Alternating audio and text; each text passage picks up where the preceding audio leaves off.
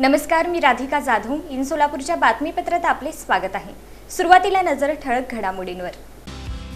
या हेडलाईन्सचे प्रायोजक आहेत सोलापुरातील नावाजलेले 7 hills menswear and collection.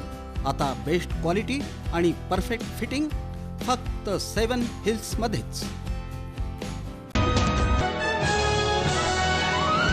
Police parade ground इथं मुख्य शासकीय ध्वजारोहण पालकमंत्री जयकुमार गोरे यांच्या हस्ते महाराष्ट्र राज्याच्या स्थापना दिनानिमित्त.